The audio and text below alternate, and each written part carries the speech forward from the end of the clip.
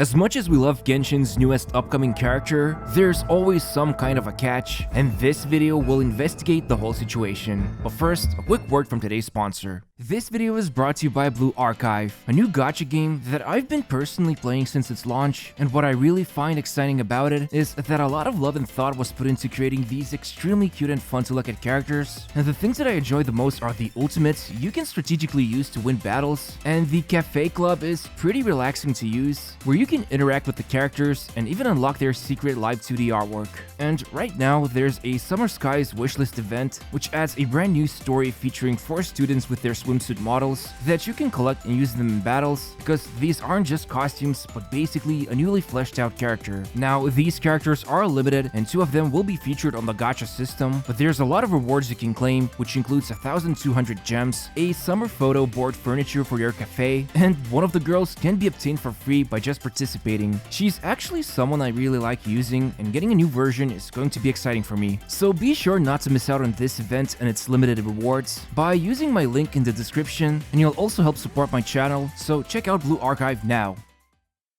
So let's first talk about the biggest upcoming change in Genshin. Ayato is more than likely going to be released in 2.6 based on the past trends of Hoyoverse, and because of this, I think starting the conversation about him as early as possible is kind of important since there's a lot that needs to be considered. More specifically, I'm talking about the Hydro element itself and the fact that I believe it's one of the most misunderstood elements in the entire game, because in my honest opinion, Genshin's so-called meta would not be the same if not for this element. But let me explain. So if you look at the current most popular teams used in the Abyss, you'll notice that almost all of them include at least one Hydro unit, and sure, you could argue that some characters like Xiao, Ito, and few Mono and Hyper Electro teams do not care about Hydro, but as soon as you introduce some mixing of elemental reactions, it's almost impossible not to use it. And I think it has to do with the fact that this element, unlike others, has a massive advantage of being able to provide insane utility, since if you look at the reactions, Vaporize is used by Pyro damage dealers, Freeze is essential for Cryo units to function with Blizzard Strayer's said, and even Electro Charged, as random as it is, works in a viable way when paired together with Electro. And you know what? All of these reactions are powered by Hydro, and we don't even need to care about any damage that comes with it, or at least, it's not the main priority, because Hydro's actual main priority is to provide utility above everything else. Just look at Hu Tao, for example. Her most popular team comp utilizes Xingqiu to vaporize her charged attacks, and those can easily go up to 100,000 damage with cracked artifacts and Staff of Homa, which is something that's completely busted if used correctly, and it's all thanks to Hydro, well, more specifically the Book Nerd, who also deals crazy good raw damage, but still, this team variation called Walnut remains as the most popular choice for Abyss. Or how about every single Freeze team out there? Not only did Hoyoverse make the job easier for everyone by putting 2 best artifact sets for both Hydro and Cryo inside the same domain, but you can basically build an insane team comp by just simply using Hydro for nothing more than just elemental reaction in order to keep the enemies frozen. Sure, the damage helps, but in theory crafting community, a good example is Mona in the popular Morgana team variation. She doesn't contribute a lot of damage, and instead, it's her Hydro application, Omen Mark from the Burst, and Thrilling Tales, as well as sometimes Noblesse Force set that contributes the most for the team. In other words, Hydro as an element provides scary amount of utility for a lot of popular meta teams, and this is when I think about Ayato. It's hard to ignore just how well is he going to be able to dish out his elemental attacks from his skill and burst, because depending on how often those Hydro attacks land, he can end up in a really unique situation. But let's talk about it more in this next part.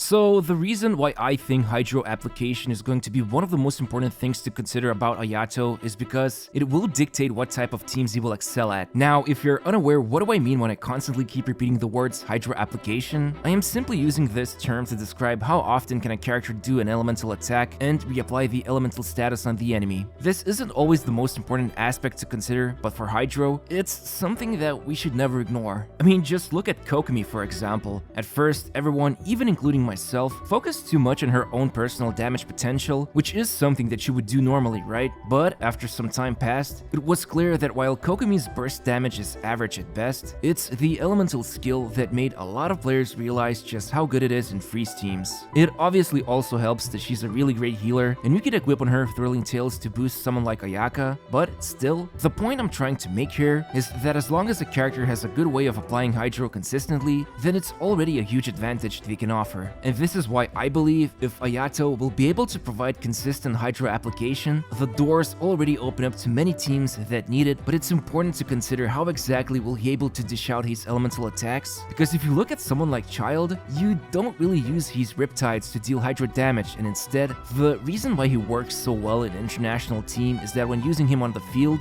his Hydro application is off the charts, and Xiangling's Pyronado can trigger Vaporize on every single hit, but when you look at Xingqiu, he can also do the same. However, you can swap him out and let his burst do the work. On the other hand, Kokomi's and Mona's Hydro application isn't reliable for Vaporize, but they are excellent for triggering Freeze. So the moment Ayato drops, the number one thing to look at besides his drip would be to learn how fast and how easily he can apply Hydro on enemies, because this will dictate in what powerful team comps you can use him. Of course, everyone loves big damage numbers, and I hope the developers won't get stingy, but I still think even if he would end up as the worst damage dealer, as long as he can help teams Vaporize, Freeze, or do electrocharge reactions, this is already a good selling point about him.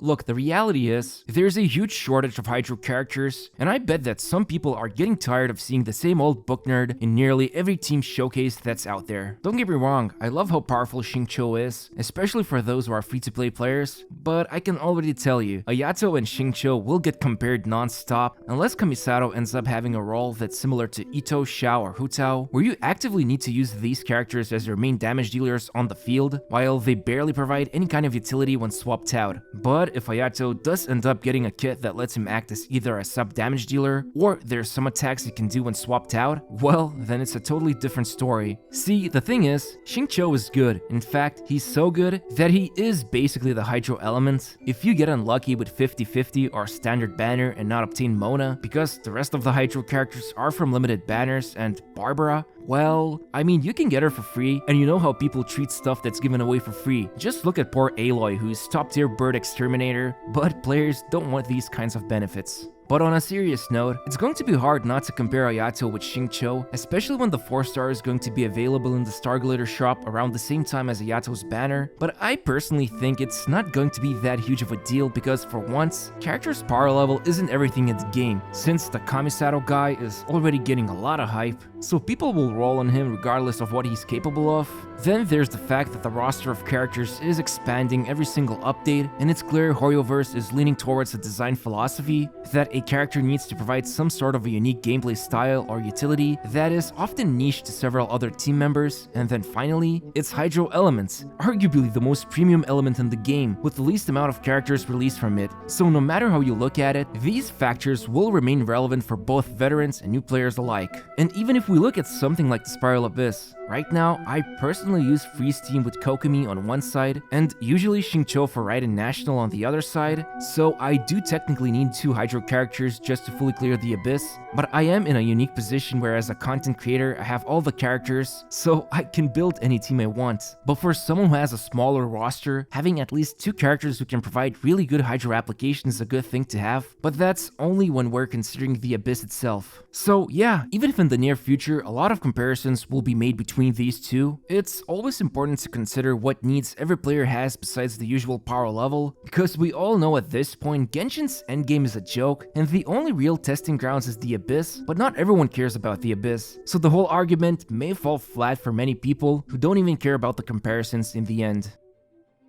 All in all, I think that from a meta perspective, it's almost impossible for Ayato not to come out on top thanks to his Hydro elements, unless he ends up getting really bad damage multipliers, or he won't provide a good enough Hydro application, but even then, I think that's not going to happen because even with the slowest of Hydro attacks, you could actively use him in the Freeze team. And speaking of which, while we all eagerly await for more details about him, knowing the type of role he has will be an early indicator of what type of teams we can expect to build with him, since as I've said before, Hydro is an extremely flexible element that sometimes makes me feel like Hoyoverse is afraid of releasing more characters from this element, and this at the same time also makes me wonder if I should be worried about every new Hydro character coming out, because the developers will try too hard to make some sort of a balance adjustment that may not be understood by everyone. Ultimately, if Kamisato Ayato is not going to have the same role as Child, who can only deal damage actively in field, and his Hydro application is going to be fast or in a huge area, then I think a big portion of Genshin's community will finally see why everyone has been showcasing Xingqiu since the game's launch and understand the power of Hydro reactions. Anyway, I hope you liked the video, and I'd really appreciate if you could subscribe to my channel, leave a like and comment to help with YouTube's algorithm. Thanks for watching, and see you soon.